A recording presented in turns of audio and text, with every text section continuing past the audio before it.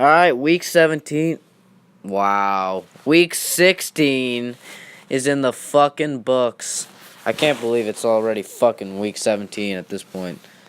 But I got 5 takeaways this week. And at number 1, shit's running through Arrowhead. Listen, that Chargers game, I mean, if you're the Chargers now, you're really thinking, wow, we could have been the fucking 1 seed. But we lost to Baltimore at home, and Baltimore completely shut them down. The only points they got in that game, really, was the touchdown off of the fumble.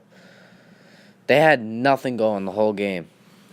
And the Chiefs, I don't know if I want to fucking go to Arrowhead right now, because they're going to steamroll the Raiders in Week 17, and then they're going to be ready for whoever the fuck comes into Arrowhead that next week. It's going to be crazy. And at number 2, it's kind of shitty, but the Steelers are probably not going to be in the playoffs. That fucking sucks. I don't even like the Steelers or anything, but I want them in the playoffs.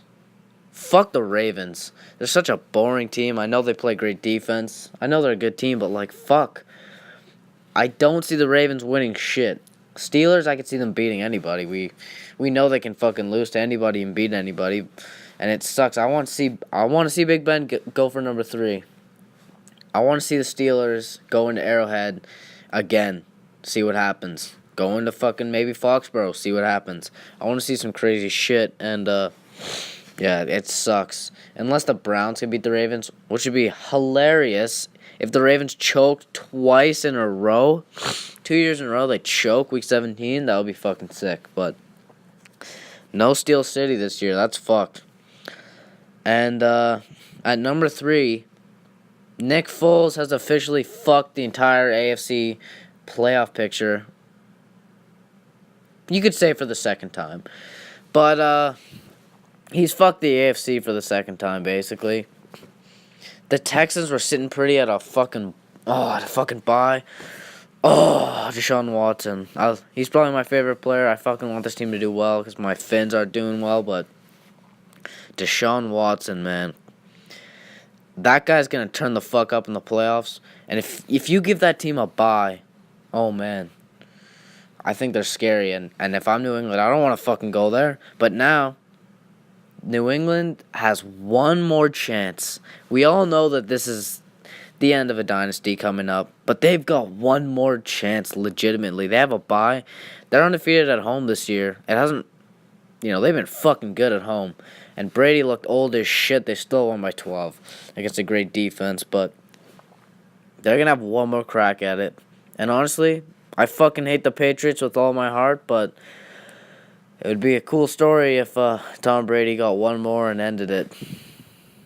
But I hope that doesn't fucking happen. Fuck the Patriots. Anyways, we'll go to, what is this, the 3rd? No, this is the 4th. The Andrew Luck Wow, I can't fucking speak today. The Andrew Luck X Factor in the AFC is back. They were 1-5 because he had a noodle arm for the first few fucking weeks. This is a guy that wins the division, honestly. If this guy's healthy all year, I can't wait to see the Colts next year because they killed the draft. And they have I think they have a decent amount of cap room. You sign a bunch of guys. That's a fucking good team. I see Andrew Luck in the Super Bowl soon.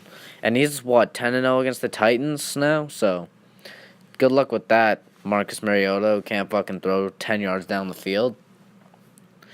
And, with number 5, we'll just go. The NFC is pretty much set. Other than maybe Philly or maybe Minnesota will get in.